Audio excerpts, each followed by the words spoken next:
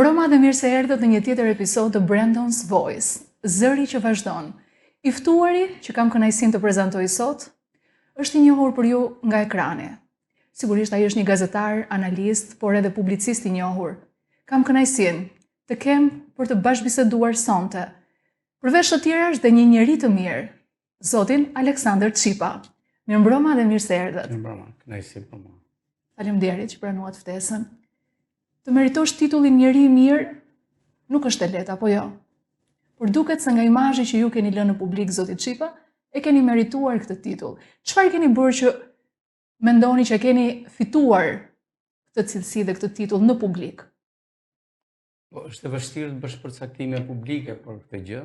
Njeriu padyshim që e ka aftësinë dhe natyrën e vetë kontrollit, e vetë saktësimit vetvetes, por dhe të verifikimit, sidomos në shoqëri, si kundër shoqëria jonë e trazuar që jeton në një anarki vlerash, në asimetri të thella substanciale të saj, jam përpjekur që të mos harroj në asnjë dekik të jetës time përgjegjësinë e të qenit vetvete, përgjegjësinë e të qenit në një raport me kriteret morale të asaj çka është si trashëgimi genetike, gjenealogjike dhe në marrëdhënien për shkak të vetëzgjedhjes së profesionit. Profesioni që kam zgjedhur unë është një profesion i komunikimit publik, i shfaqjes publike, i atributit edhe i ambicjes për të qenë zëdhënës i interesit publik. Gjitha këto së bashku nuk janë një atu apo e thënë ndryshe një aureol që e vetë zgjedh njeriu, por janë një pozicionim për të qenë gjithmonë në shërbimin e përgjegjësisë publike. Sa mendoni se geni dhe trashëgimia janë tek ju dhe tek ai që ju jeni sot? Po kanë ndikim, padyshim mjedisi familjar për çdo individ të shoqërisë ka një raport bazik në formësimin, në formimin dhe në mënyrë të veçantë në ndërtimin e ndërgjegjes vetjake të tij. Mjedisi im familjar ishte i tillë që determinoi nga raporti me kulturën, me fjalën, me muzikën, me trashëgiminë, me identitetin. Dhe gjitha këto së bashku, padyshim që e kanë një fuqi gravitacionale në ndërtimin e qenieve të reja, aq më tepër të fëmijëve, të rinj, të vegjël, siç ishim edhe ne, përfshi edhe vetveten. Pastaj fati më ka ndihmuar se unë kam pas një jetë e cila është transferuar në disa nga epiqendrat e kulturës sonë kombëtare. Unë kam ikur nga viset e Bregdetit në Himar kur kam lindur, nga shtëpia prindërore, dhe jam rritur, formuar, shkolluar dhe mandej edhe marrë një përgjegjësi në statusin social të prindit në qytetin e Gjirokastës. Pastaj një pjesë gati çereksheu e kam kaluar në kryeqytetin e vendit në Tiranë. Kam darë një periudhë të konsiderueshme kohë si rezidencial në Prishtinë, Kosovë. Kjo më ka dhënë mundësinë që të njoh hapësirën tonë kombëtare, të identifikoj disa nga gjërat dhe vlerat që ofrojnë qytetet të hapësirës shqiptare, që jo çdo individ mund ta ketë këtë mundësi, dhe zgjerimi i perimetrit të njohjes, të depërtimit në mënyrë të veçantë edhe të observimit në raportin njohës dhe në raportin informues, më ka dhënë një mundësi që të krijoj një aset dijesh dhe njohurish të cilat praktikisht më ndihmojnë që të bëhem edhe një interpret i asaj çka quhet më substanciale për identifikimin tonë, qoftë si shoqëri, qoftë edhe si kom. Ju përmendët pak periudhën kur keni qenë në Gjirokastër dhe me sa di unë ju keni studiuar atje apo jo? Mësuat nga gjirokastritët si të kurseni? Është një perceptim populist, zhargonian, ai që ekziston sikur Gjirokastra është qytet i kursimit. Unë e konsideroj cilësinë e racionalitetit që ka Gjirokastra, jo vetëm në mendësinë dhe ndërgjegjen ekonomikuese të saj, por në marrëdhënien e racionalitetit për ta përdorur çdo gjë dhe çdo send në mjaftueshmërinë e vet, në vendin e posaçëm dhe në mënyrë të veçantë në ekonomatizimin e saj, që jo çdo kush e ka këtë gjë.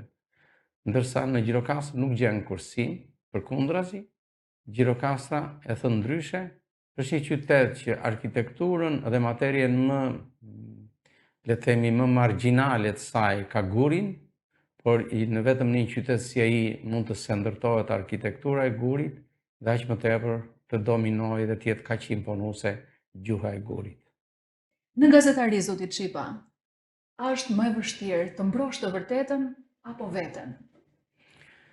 Nga momenti i filles së sime në gazetari dhe deri në momentin e tanishëm që po bëhen gati 4 dekada, kanë ndryshuar konceptet dhe aq më tepër janë zhbërë disa nga, le të themi, parimet më të rëndësishme të gazetarisë së raportimit edhe vlerave morale që lidhen me gazetarinë profesionale. Ne jetojmë sot në kapërcime pindarike, jo vetëm në kuptimin teknologjik të fjalës, por në mënyrë të veçantë në përmbysjen e gjitha atyre që mund të quheshin arkitektura tradicionale të raportimit, komunikimit dhe të marrëdhënieve me publikun. Dhe meqense kemi një situatë, një epokë të re, dhe kjo si atribut kryesor i njihet internetit edhe gjithë derivateve të veta, atyre që politika për qëllim adekuat e përdor si algoritmet. Në gazetari algoritmet sot janë sfida më e madhe që nuk mund të jenë të njëjta si për politikën, për teknologjinë, për shkencat e tjera apo polemit të tjera të jetës shoqërore. Për gazetarin, të lloj algoritme sot që ofrohen nga hapësira e internetit, nga praktikat dhe teknologjitë digjitale, janë sfida substanciale për të rikompozuar dhe për të interpretuar funksionet e gazetarisë. Sot nuk mund flitet më siç flitej në fillim të viteve 90 apo më herët për të vërteta absolute, ose të vërteta që zotrohen vetëm nga syri i kamerës dhe objektivi i aparatit fotografik. Sot ka këndvështrime dhe koncepte të reja që e përmbysin, ka shumë të vërteta sot. Por ato që konsiderohen bazike nga parimet e filozofisë të së vërtetës, dhe këtu kam parasysh thënien më, le të themi, arketipale të Aristotelit, e cili thoshte që e vërteta nuk është bie simpatisë, por është bie diskutimit. Gjitha këto janë arsye që sot ne t'i shohim të vërtetat e shoqërisë sonë në parimin e prizmit. Dhe prizmi, sikundër ju e dini, ka këndet e veta, të cilën dhe ndryshojnë në raportin me ngjyrën, me dritën. Edhe të vërtetat që ndahen në shoqërinë sot, do të duhet që të formësoj një të tillë për një gazetar dhe për një profesionist, duke i përthyer të gjitha dritat e prizmit në atë rezultante që de facto gëzon dhe jep atributin e mirëkuptueshmërisë, ndershmërisë dhe parimit të besueshmërisë publike. Kjo është e fundit që de facto ndan gazetarinë profesioniste nga opsionet e reja të gazetarisë qytetare, dhe këtu kam fjalën për individin gazetar, që është i shumë gjendur, spontan, i rastësishëm e tjerë. Por nëse mbetesh tek kjo e para, dhe unë aty dëshiroj të mbeten, tek gazetaria profesionale, të vërtetat që duhet ndaj për publikun, janë ato që formsojnë një rezultate të vërtetave që zotëron publik. Zoti Çipa, si e parashikoni me ndryshimet e vrullshme që po ndodhin dhe sigurisht edhe me zhvillimin e inteligjencës artificiale gazetarin pas disa vitesh, pas një dekade, le të themi? Unë mendoj që robotët humanoid do të futen edhe në gazetari. Dhe madje do të futen me shpejtësi qysh në 5 vjeçarin e ardhshëm, më të shpejt nga sa e kemi perceptuar apo fantazuar një dekadë më parë apo qoftë edhe 5 vite më parë. Sfidat janë të shumta për shkak të kapacitetit, zotësisë dhe aftësisë kohore mbi të cilën mund të procesojnë këto lloj robotësh në lëmin e informimit publik dhe në proceset dhe aftësitë performuese për raportime. Por dy gjëra janë bazike dhe besoj themelore për të respektuar si atribute të qenies njerëzore: ndjeshmëria dhe ndjenjat. Vetëm qenia njerëzore do t'i ketë këto cilësi, këto atribute, dhe çdo specie tjetër që mund të vijë si produkt, jo vetëm i aftësisë shkencore, inovative, apo qoftë edhe, le të themi, kreative e njeriut apo e teknologjisë, që mund ta kapërcejë këtë gjë. Çdo model tjetër homonim qoftë ky, nuk mund të fitoj dot atë që quhet bota e brendshme e njeriut.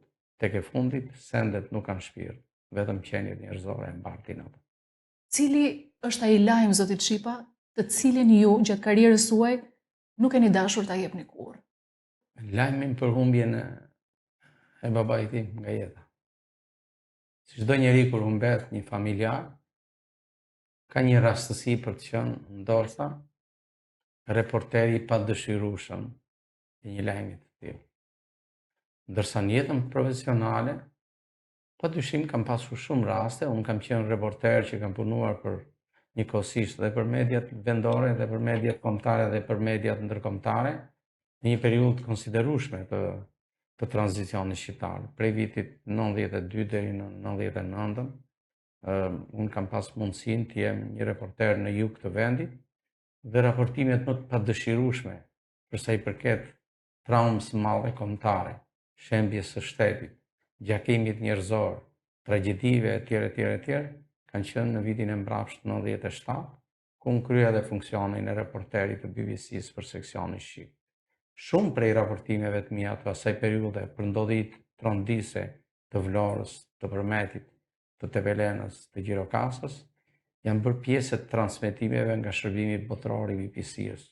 Shumë prej atyre episodeve dhe raportimeve nuk do doja t'i jep aq më tepër kur bëj fjalë për tragjedinë në vendin tim.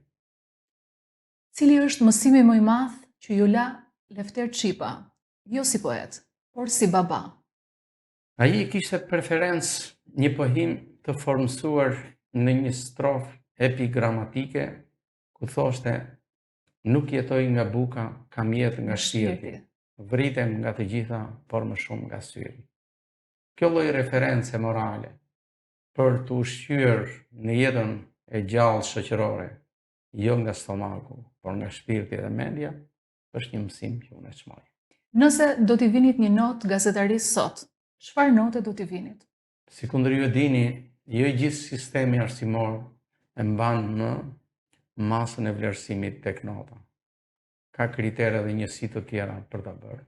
Vetëm kjo lloj note e sistemit arsimor nuk vlen më për të përcaktuar si e tillë në kuptimin cilësor të fjalës për gazetarin. Nuk ka notë për gazetarin. Ka vetëm vlerësime dhe përcaktime të cilat e bazojnë të vërtetën e qëndësishme të tyre në raport me aprovimin ose jo të publikut. Zoti Shipa, në fakt dua t'ju prezantoj pak tani me organizatën Brandon Forever 22 Legacy. Organizata pjesë e cilit është edhe ky podcast, është një organizatë me mision humanitar. Në fakt ka lindur nga një histori njerëzore. Ky djali që shohim këtu është Brandon, i cili në moshën 22 vjeçare ka humbur jetën në Shtetet e Bashkuara të Amerikës. Ajo që e lidh Brandonin me Shqipërinë është nëna e tij, zonja Manjola Kuqi, e cila është një shqiptare. Në momentin që kjo familje u përball me këtë tragjedi, ata vendosën ta gjejnë vetë, pra ta ndërtojnë vetë varkën e shpëtimit, duke ndërtuar pikërisht këtë organizatë. Duke menduar ta mbajnë djalin e tyre gjallë përmes veprave të mira që do të realizohen nga organizata Brandon Forever 22 Legacy. Dhe sikurse ju thash, kjo organizatë ka lindur nga një histori njerëzore dhe merret me identifikimin e rasteve dhe të historive njerëzore, të cilat kanë problematika të ndryshme, kryesisht sociale, por jo vetëm, duke identifikuar ato në teren dhe më pas duke koordinuar ndihmën. Unë në këto momente do doja që ju të ndiqni një nga historitë njerëzore që ne si organizatë kemi ndjekur në teren, është historia fatkeqe e një 16 vjeçari dikur, përpara 16 vjetësh, kur u godit nga disa adoleshent me 15 thika në trup dhe prej kaq vitesh qëndron në koma. Ju ftoj ta ndjekim së bashku këtë material dhe më pas të rikthehemi në bisedën tonë. Është shumë e vështirë, është shumë e vështirë.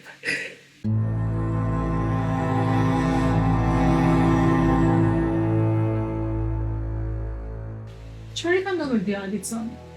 E kam femër si për 15 ditë, është e gjysë.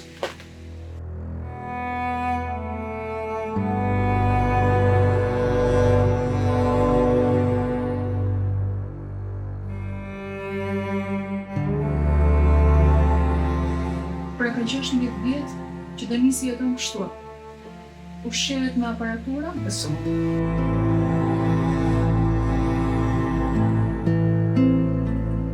Për çfarë ka nevojë djali? Për një karrocë, po nuk është nga këto karrocat e thjeshta invalide. E don me qafore, një vinç për ta ngritur se unë jam vetëm tash po shkoj dhe unë 60 vjeç. Nuk jam më para 15 vjetësh që kisha forcë, kisha tjera, unë jam vetë me diabete, me astmë, me gjithë ato.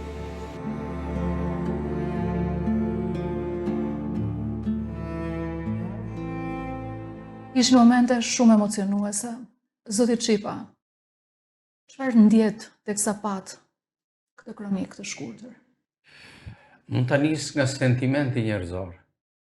Kaq më tepër që unë jam një qenie njerëzore që kam provuar ikjen nga jetat e një vllai. Por duhet ta nis nga stoicizmi i kësaj nëne, sepse tek e fundit mesazhi më i qëndrueshëm i kësaj fabule njerëzore është një dramë e cila është kontinuine, vazhduese, nuk është një dramë që mbetet tek një pjesë e jetës, por është një jetë që vazhdon për llogaritë të kësaj drame. Ndjeshmëria jonë në shoqërinë e sotme ka rënë në nivele të ulta. Në fakt, nuk ka rënë ndjeshmëria e individëve të shoqërisë sonë, se ju ekspozoni një episod i cili është i selektuar mençurisht dhe dëmshurisht. Por në profesionin tim dhe në përditshmërinë e lëvizjes nëpër skajet atë dëll, kam hasur shpesh në drama, jo të përngjashme, por gjithsesi në atë lartësi të dhimbjes dhe të lëndimit njerëzor. Në vise dhe të skajet atë dëll, gjen shpesh shumë nëna shamizeza, gjendjen e të cilave, dramën e të cilave do ta karakterizoja me atë vargun e një këngë popullore që thotë zemër shpuarat me plumba. Në kaq të forta janë këto lloj dhimbjesh dhe lëndimet që kanë ato në të kulmin dhe në shpirtin e tyre. Por ne kemi nevojë që të ngrem një gjendje shoqërore të solidaritetit human.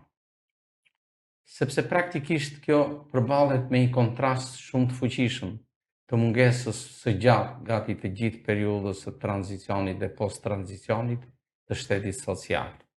Ne nuk e kemi një shtet social. Në thelbin dhe në mekanizmin e shërbesës sociale që duhet të ofroj çdo shtet.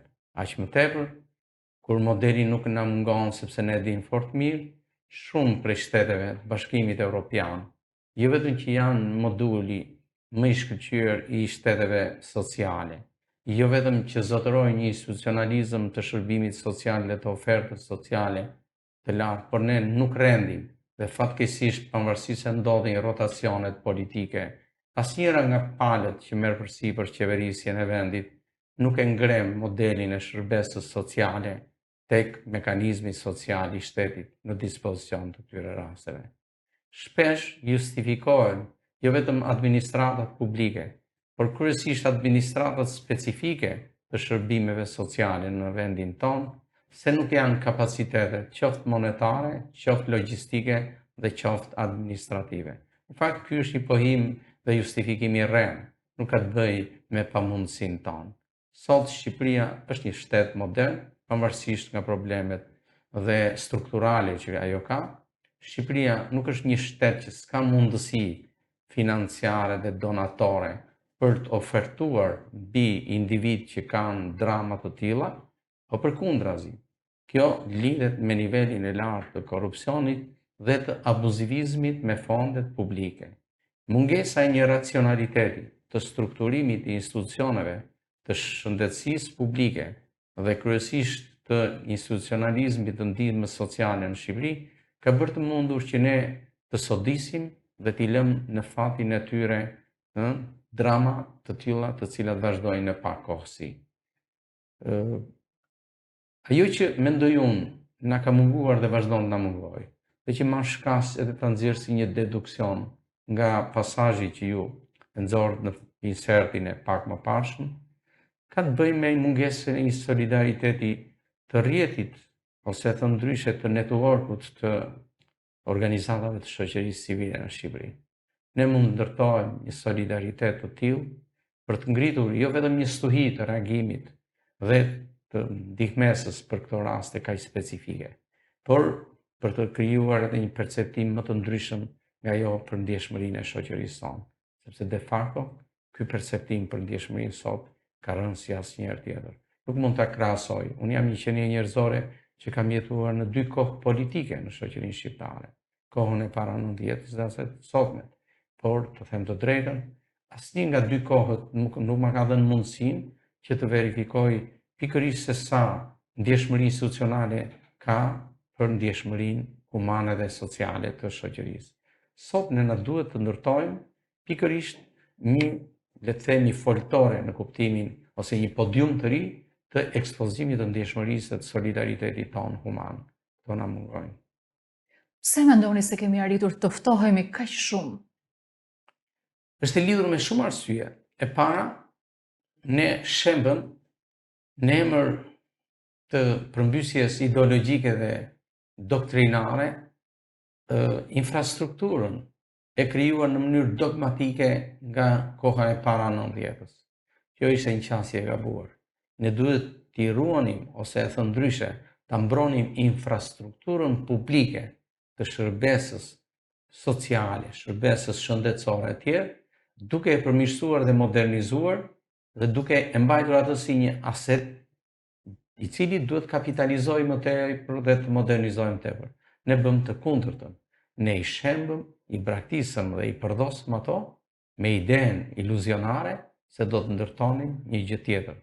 Por kur ne filluam të ndërtonim sipas perceptimit tonë atë që quhet infrastrukturën e kapitalizmit, befas vum re se kishte një përbindshmëri në një marrëdhënie midis publikes së kapitalizmit me privaten e kapitalizmit. Nga kjo përballje, nga ky raport disproporcional midis publiket në kapitalizëm dhe privates në kapitalizëm, lindi korrupsioni i cili mbetet aleat fatkeqësisht i privates dhe nuk bëhet asnjëherë aleat i shëndetshëm për publiken. Zoti Çipa, nëse do t'ju kërkoja në këto momente që t'i bënit një thirrje të gjithë shqiptarëve për t'u bashkuar me organizatën Brandon dhe për të ndihmuar djalin i cili prej 16 vjetësh qëndron në koma, Denis Dollapin, cila do të ishte thirrja juaj? Para shkurt. Ditët e fundit është bërë një rikonstruksion mbi memorialin e përjetshëm të shkrimtarit të famshëm të Brigjeve të Jugut, Petro Margo. Dhe mbi të është vendosur një epitaf shumë domethënës, rrof të jeta.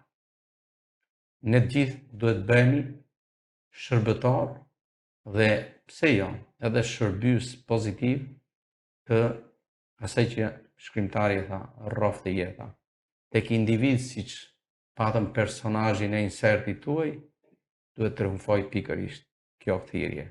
Dhe kjo thirrje në fakt nuk bën gjë tjetër veçse vjen si e tillë nëse ne kontribuojmë që dramat të tilla njerëzore dhe kryesisht familjare mos mbeten në mëshirën e Patit, por të vihen në pëqit e duarve të ngrohta dhe në duart e bashkuara të një shoqërie, të një komuniteti dhe aq më tepër të entiteteve profesionale që shërbejnë dhe duhet të vihen në dispozicion të humanizmit dhe kryesisht të shëndetit publik.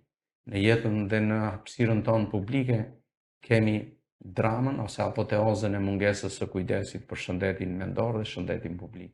Ne duhet i rikthejmë këto, s'kemi se t'i lëmë apoteoza. Duhet i ndërtojmë dhe se ndërtojmë në realitete dhe frymë të sëpërditshmes. Nëse do ta bëjmë këtë gjë, me padyshim atëherë do të ndihemi si një shoqëri më strukturuar dhe si një shoqëri më optimiste për të nesërmen. Sot në fakt nuk jemi optimistë. Jemi në një realitet dhe frymë të depresionizmit social për shkak edhe të mungesës së ndjenjës, thellësisë dhe pse jo, prekshmërisë njerëzore. Do t'i bashkohemi thirrjes së zotit Çipa përmes GoFundit të hapur nga organizata Brandon Forever 22 Legacy për të gjithë shqiptarët që kanë mundësi të ndihmojnë familjen e Denisit. Dua ta shtendosim pak bisedën tonë tani dhe të kalojmë pak tek pjesa e artit. Ajo pjesë që ju në fakt e keni trashëguar edhe nga baba juaj i ndjeri Lefter Çipa. Këtu shoh që keni marrë disa libra. dhe besoj duhet të jenë librat e babait, libri juaj dhe libri i djalit, pra një trashëgimi që vazhdon. Apo jo? Në fakt, kam sjell një album me recitime nga aktori i famshëm edhe potencial Bujar Asjeriu, i cili interpreton disa nga poezitë e zgjedhura nga vëllimi Princi i Dashurisë së Lefter Çipës, dhe doja që t'ju bëja dhuratë sepse vokali aktorit, potenca interpretative të tij e bashkuar me semantikën e fjalës poetike të babait, të paktën edhe në mos qoftë është një ligjërim i bukur i shqipes sonë anëtare. E dyta kam sjell jo pa qëllim një libër, Jemi që pa ardhur deti, që është një ese intervistë midis Tim Biri dhe babait tim kur ai ishte në gjallje, duke fituar mundësinë për të përcjell ekskluzivisht për ju edhe një lajm. Këto ditë është duke u përgatitur dhe do të dalë në botim.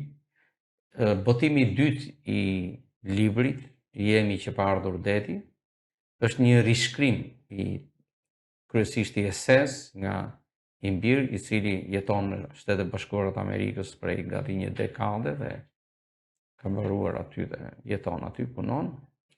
Dhe në shenjë homazhi e rikthen atë në kushtet kur sot ne nuk kemi më ekzemplar të këtij botimi, sepse në këndvështrimin tim edhe meqense jam edhe redaktor i librit, ky tekst është ndoshta më shprehësi i fuqisë dhe i potencës së verbit filozofik dhe kuptimësisë që kam pasur në ligjërimin shkrimor i madh për çështjet e identitetit, të etnokulturës, të polifonisë shqiptare dhe mënyrë të posaçme për marrëdhëniet e vlerës morale dhe gjenealogjisë në shoqërinë shqiptare. Ne në fakt nuk e dinim që sot ju do të vinit me dhurata, por kishim menduar t'ju surprizoni me një dhuratë. Unë kam menduar që trashëgimia në historinë tuaj dhe në genin tuaj është gjëja më e veçantë. Ndaj njërën nga poezitë tuaja, ne si stafi i organizatës Brandon Forever 22 Legacy, e kemi kthyer si shumë tekste të babait tuaj në këngë. Janë vargjet tuaja dhe ju ftoj ta ndiqni. Sa herë në udhëtime ti më përmend rrezikun, se shpejtësia për mua është adhurim i vjetër. Sa herë në udhëtime ti më përmend rrezikun, se shpejtësia për mua është adhurim i vjetër. Unë kam tekën dhe ti këshillën, kalojmë një rrezik dhe presim një tjetër. Nesër së bashku do të kryejmë një rrugë, do të shkojmë diku, do të ndalim më tutje. Aksidentin me ty e ndan një puthje, aksidentin me ty e ndan një puthje.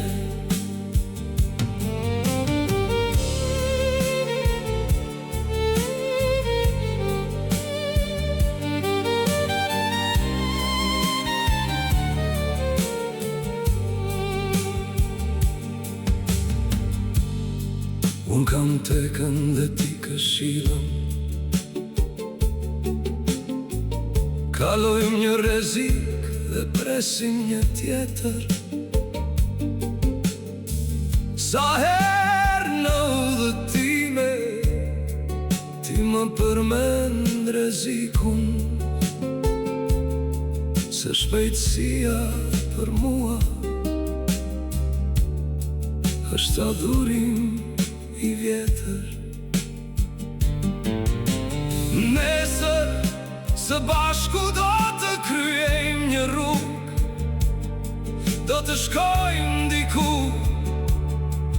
do të ndalim më tutje. Aksidenti me ty e ndan një puthje. Aksidenti me ty e ndan një puthje. Aksidenti me ty e ndan një puthje. Aksidenti me ty e ndan një puthje.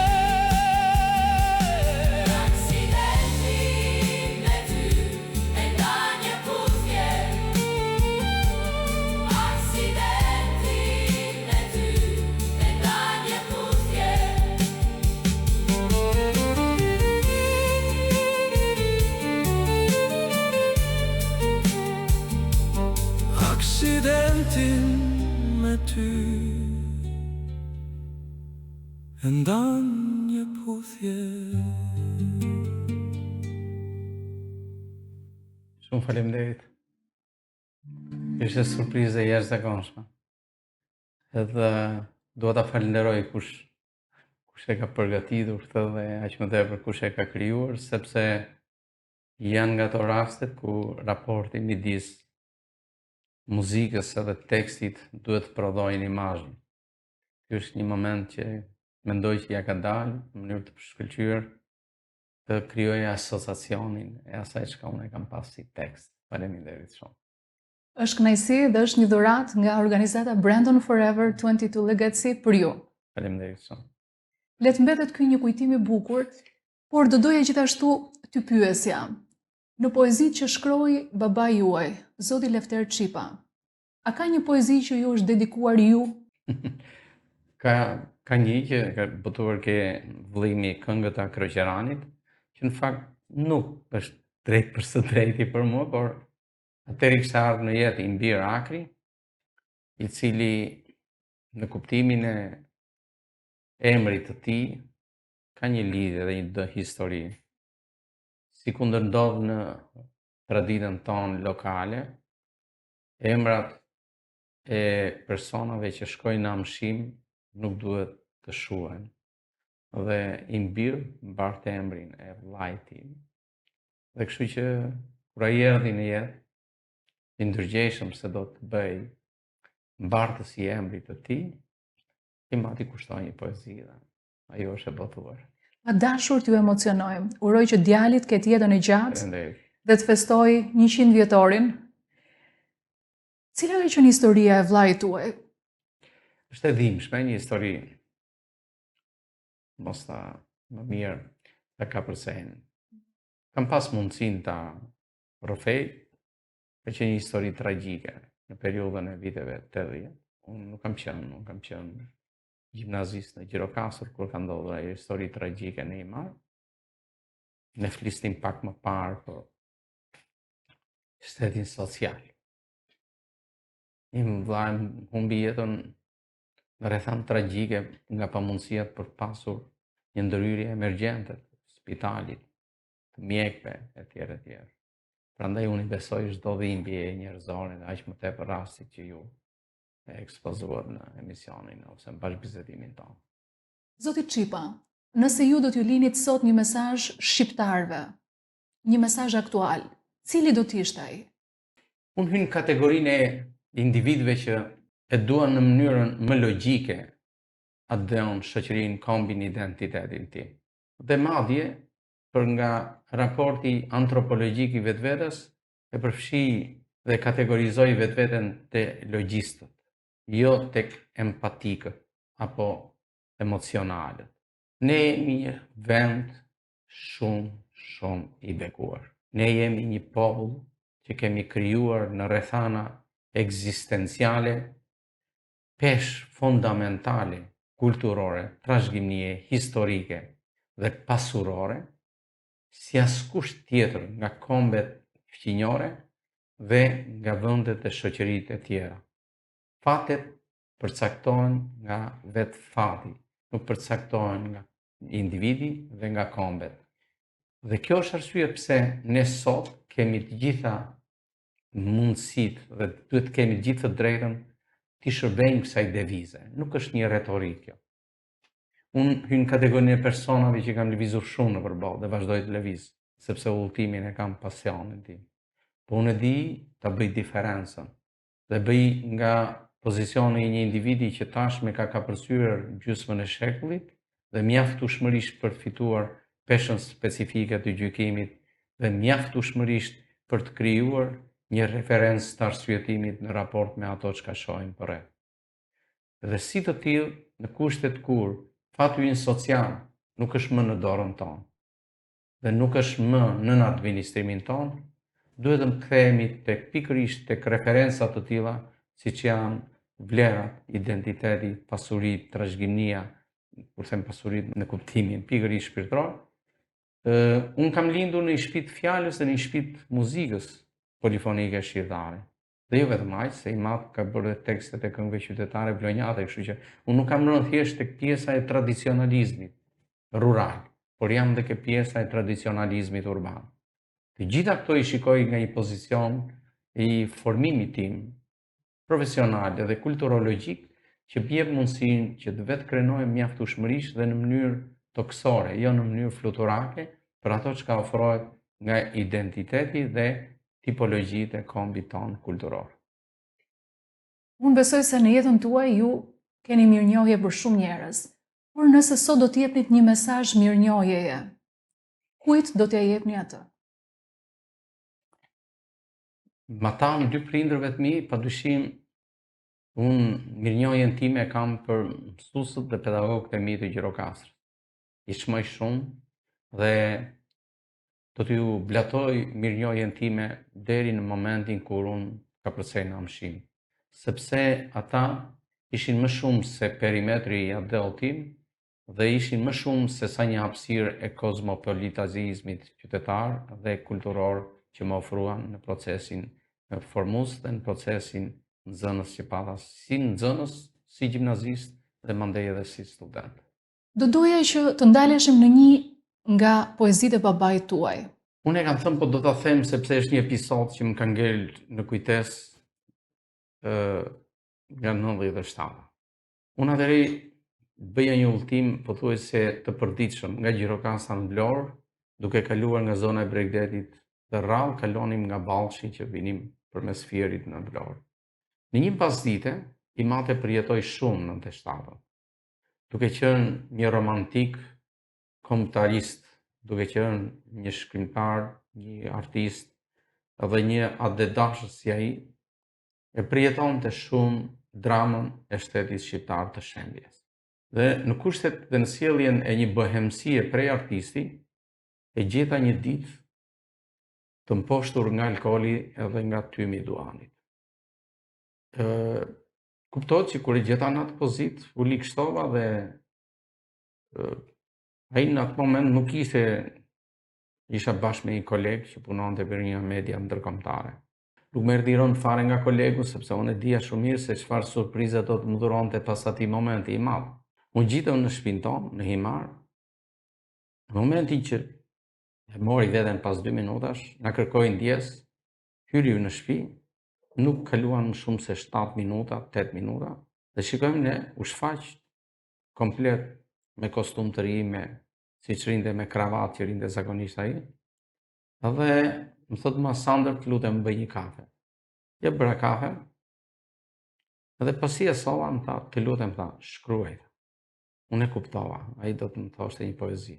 Dhe jam shumë i lumtur që në koleksionin e dorëshkrimeve të veta, kjo poezi është shkruar me shkrimin tim dhe është botuar në 2 prej vëllimeve të tij, në vëllimin Princi i dashurisë, edhe në vëllimin Dhe unë tim përsipër mbaj. Poezia qysh prej atij momenti më ka ngel në mendje, në kujtesë, edhe duhet t'ju them. Vetë. Më ka marrë etja, por s'kërkoj burime. Më ka zënë dehja brenda gotës sime. Më ka ardhur vdekja, nuk pres ngushëllime. Vallë, vërtet vetja është vetja ime? Wow, e jashtëzakonshme, shumë e bukur. Një strofë, pak vargje, por shumë kuptim aty brenda.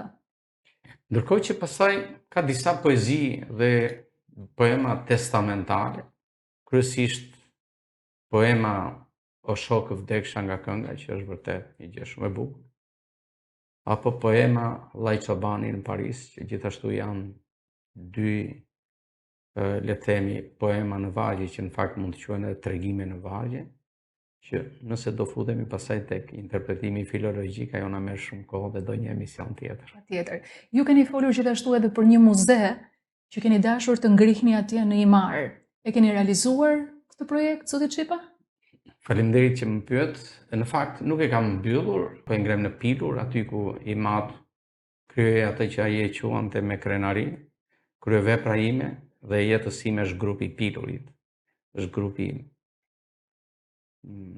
i rëndësishëm i polifonisë shqiptare, më kreativ i cilësuar si tillë nga etno muzikologët dhe etno studiuesit shqiptar, dhe jo shqiptar vetë, sepse solli risi në meloditë e polifonisë, në interpretimet polifonike, emancipoi interpretimin polifonik, sepse është grupi që krijoi raportin disproporcional në kuptimin pozitiv të fjalës midis femrave dhe meshkujve në interpretimin e poezisë, dhe për herë të parë në historinë e gjithë polifonisë shqiptare, Imad futi instrumentet si bashkëshoqëruese të polifonisë. Dhe këtu kam parasysh lirikën e famshme Mbeke Bardh, Bore Malit e tjerë.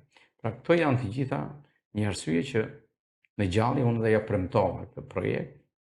Tashmë vazhdoj të punoj intensivisht, do të më duhen ndoshta edhe 2 vite për ta përfunduar, por në këndvështrimin tim, Qendra Muzeu i Fjalës, që mban emrin e Tim Meheti, do të ofroj një pasurim të institucioneve dhe të objekteve të memorialistikës muzeologjike shqiptare. Është bi opsional si muze, sepse është edhe i digitalizuar edhe me artefakte, dhe pastaj ka pasurinë e vet tipologjike, ku përfshihet fonoteka, fototeka, arkivi audiovizual, tekstet e genealogjisë bibliografike, ka një pjesë të koleksionit më shumë se 100 vjeçar të shtypit shqiptar që pasqyrohet, le të themi, veprimtaria, por edhe profili genealogjik i familjes, dhe nga ana tjetër është pjesa që ka të bëjë me tekstologjitë apo me studimet etnomuzikologjike që i kushtojnë grupit Pilurit. Uroj që të përfundoj sa më shpejt dhe të kemi mundësi ta vizitojmë, pse jo, këtë muze. Besoj do të jetë shumë unik në llojin e vet. Faleminderit. Unë shpresoj që po. Profesionet ndërtojnë karrierën, ndërsa janë vlerat ato që ndërtojnë trashëgimin. Me këtë shprehje do doja ta mbyllja këtë episod të podcastit Brandon's Voice, zëri që vazhdon, me të ftuarin tim, zotin Aleksandër Çipa, duke falenderuar për bisedën, për mesazhet, por do doja gjithashtu që pjesë e koleksionit tuaj në muze të ishte edhe një kujtim nga organizata Brandon dhe nga podcasti ynë Brandon's Voice, zëri që vazhdon, pikërisht ky filxhan i dhuruar me shumë dashuri. Faleminderit shumë dhe unë do të pranoj me kënaqësi. Ishte kënaqësi ky bisedim dhe emocion, kryesisht surpriza që më bët me kompozimin e këngës. Kënaqësi edhe për ne. Ju falenderoj edhe ju që na ndiqni dhe në të njëjtën kohë ju kujtoj që për çdo personazh që ju mendoni që në të ardhmen mund të jetë në karrigen e Zotit Çipa, atje ku ai ishte ulur sot, qoftë ky edhe një personazh i zakonshëm me histori të jashtëzakonshme dhe me vlera të tilla, jeni të mirëpritur të na shkruani. Mirupafshim në podcastin e ardhshëm.